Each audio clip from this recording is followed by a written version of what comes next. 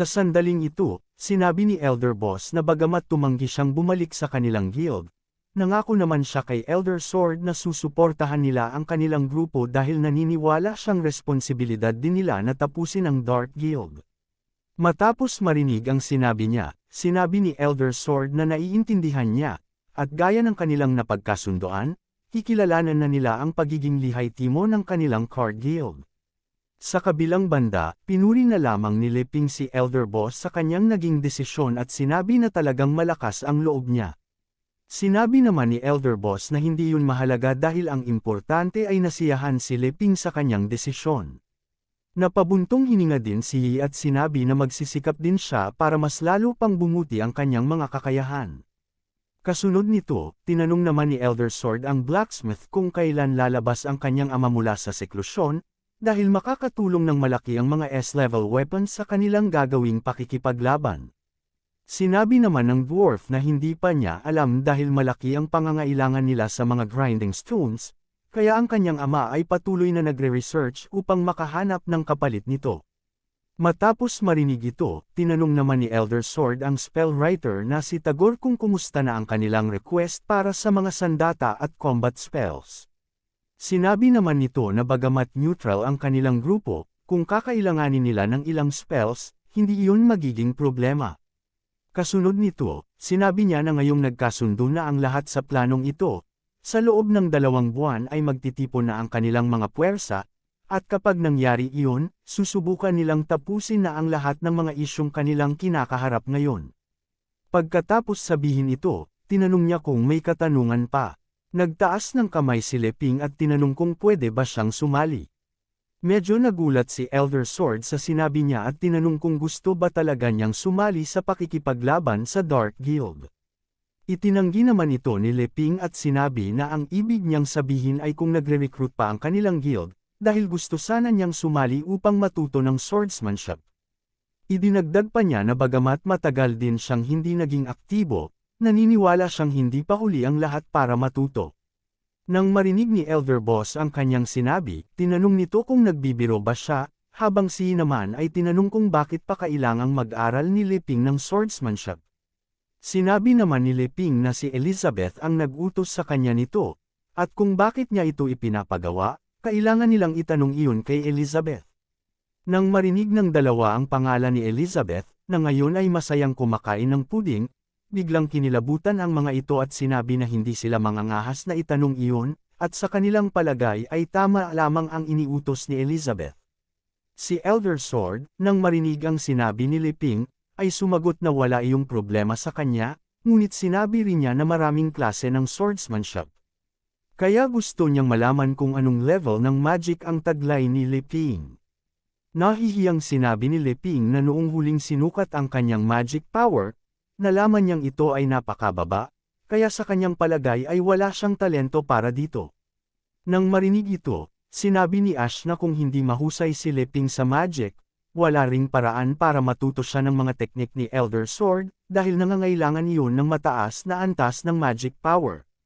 Bahagyang nadismaya si Leping at tinanong na lamang kung wala bang ibang swordsmanship skill na pwede niyang matutunan na hindi nangangailangan ng magic power.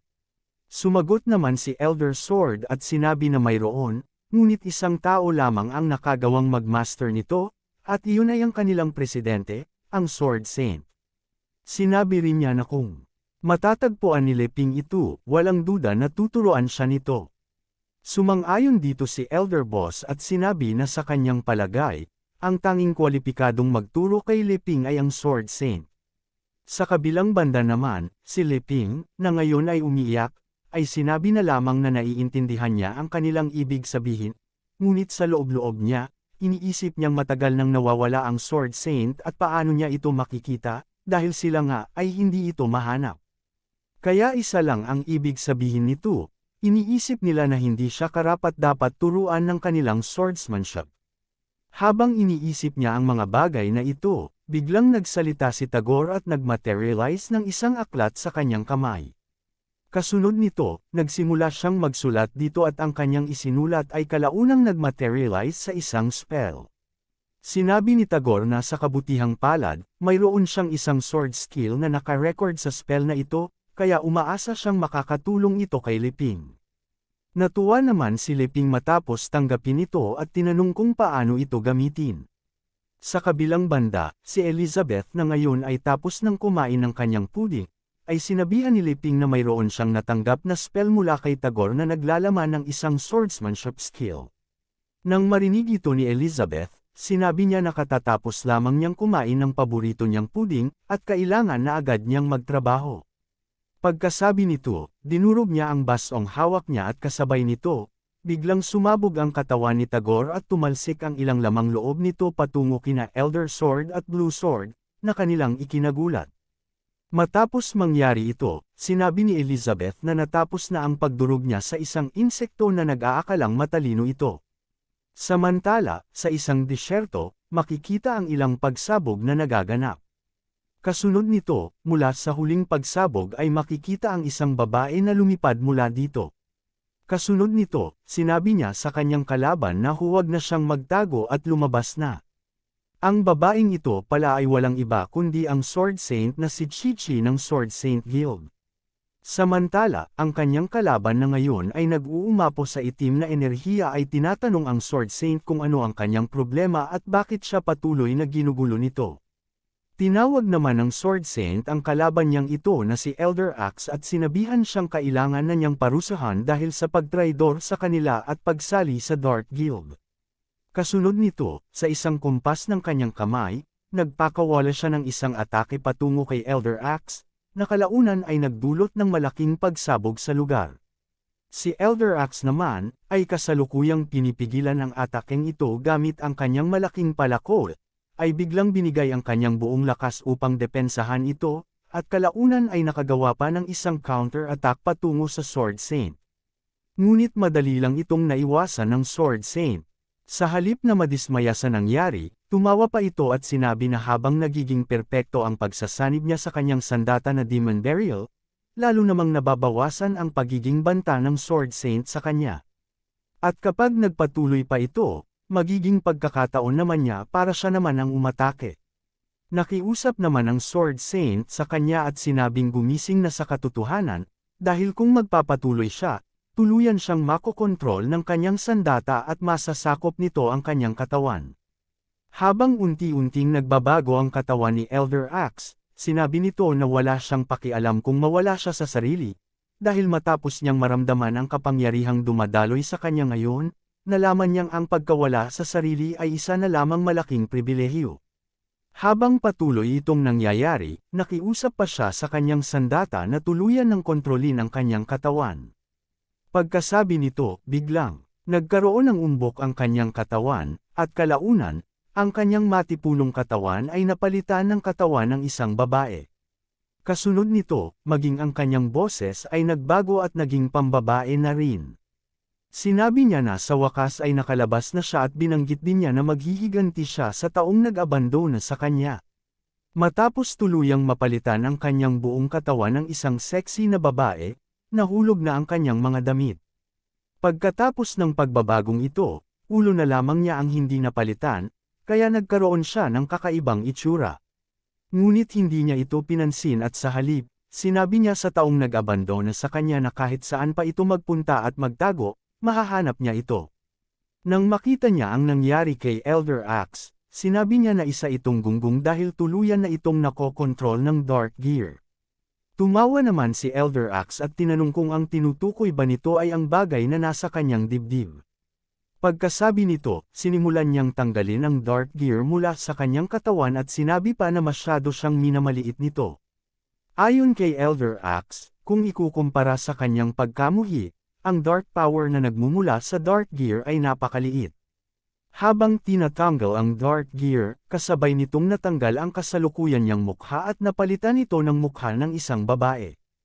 Habang ninanamnam niya ang bago niyang katawan, sinabi niya na mas mabuti ito kaysa dati niyang anyo. Nang makita ng Sword Saint na tuluyan ng nakontrol ng Demon Burial ang katawan ni Elder Axe, sinabi niya na kailangan na niyang wasakin ito ngayon din. Pagkasabi nito, nagmaterialize sa kanyang kamay ang espada niyang tinatawag na Phantom, isang super weapon. Wala namang pakialam ang babaeng demon sa mga sinasabi niya at sinabihan lamang siya na isa siyang mabahong babae na masyadong maingay.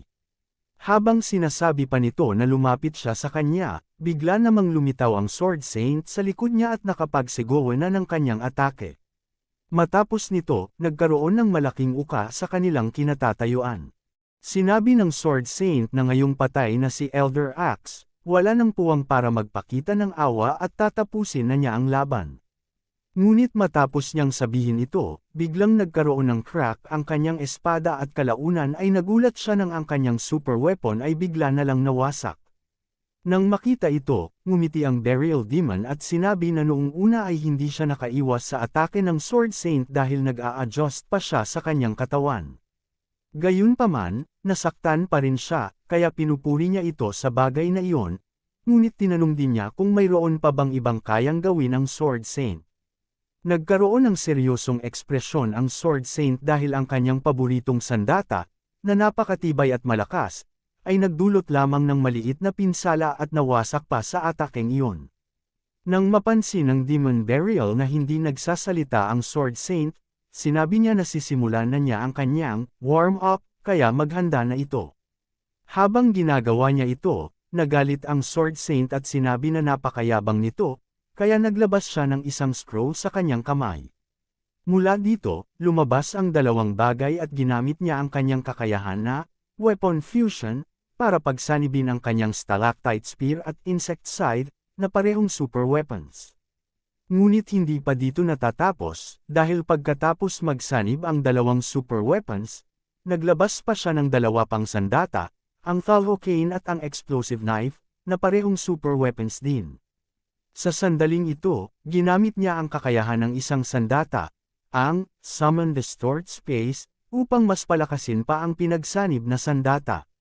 Samantala, si Demon Burial nakakatapos lang sa kanyang warm-up ay napaungol at sinabi na sa wakas ay na-warm up na niya ang kanyang mga buto.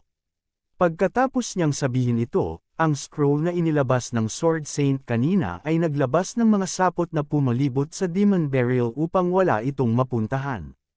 Ang sapot ay mula sa Snow Silkworm Shield, isang super weapon na ginawa ng Dwarf King. Matapos makita ng Demon Burial ang lahat ng paghahanda ng Sword Saint, sinabi niyang mukhang minamaliit siya nito dahil iniisip nitong tatakasan niya siya. Sa kabilang banda, iniisip ng Sword Saint na magagamit lamang niya ang atakeng ito ng isang beses, ngunit naniniwala siyang sapat na ito para tuluyang tapusin ang demon na ito. Sa pag-iisip nito, naglabas siya ng isa pang sandata, ang Hammer of All. Matapos gawin iyon, sinimulan na niya ang kanyang atake sa pamamagitan ng pagpalo sa mga naunang sandata gamit ang Hammer of All.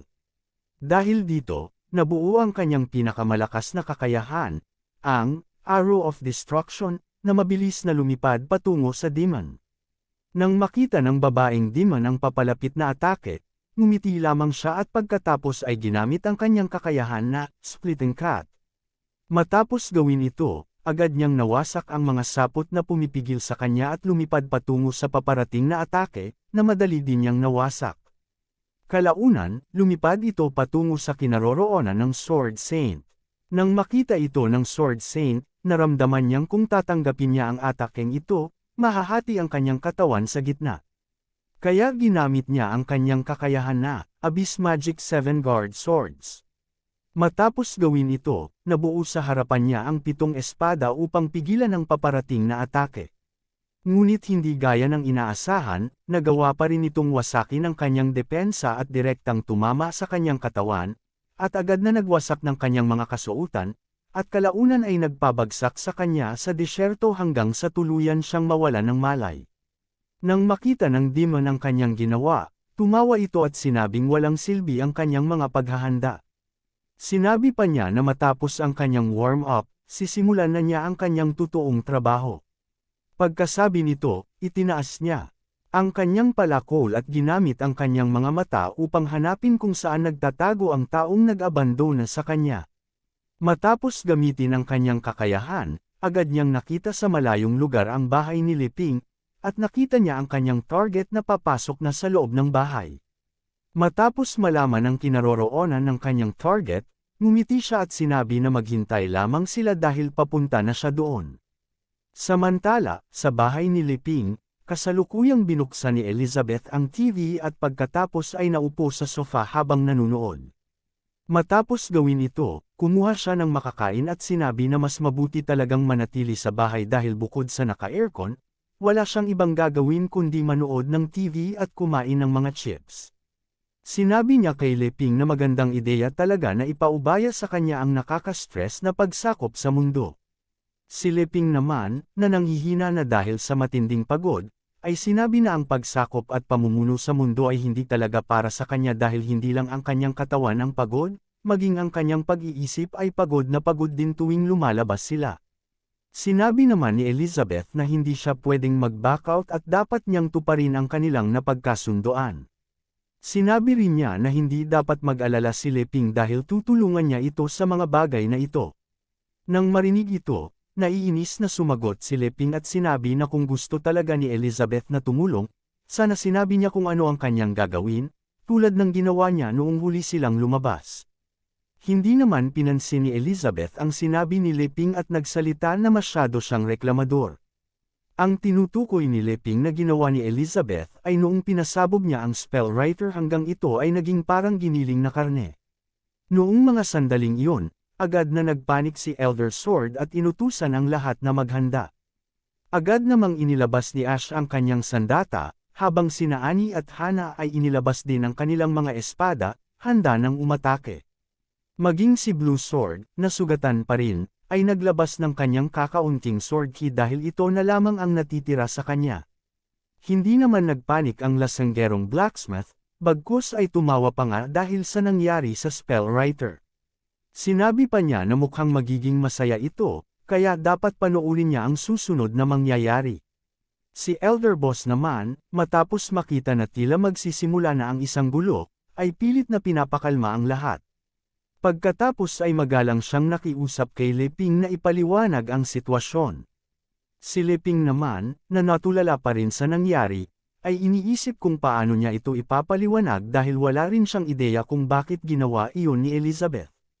Nang mapansin ni Elizabeth na tila nahihirapan si Leping, sinabi niya na sa klase ng level ng mga tao rito, hindi na siya nagtataka kung bakit madali silang napapasok ng mga miyembro ng Dark Guild.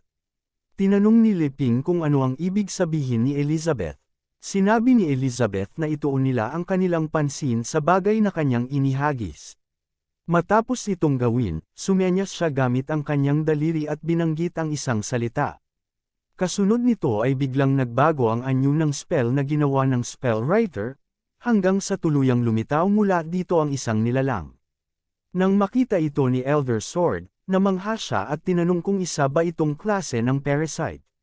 Samantala, ang parasite, matapos mapansin na nalantad na siya, ay nagsimulang magpanik. Ngunit nang makita niya si Leping, agad siyang lumipad patungo rito, sinusubukang pumasok sa kanyang katawan.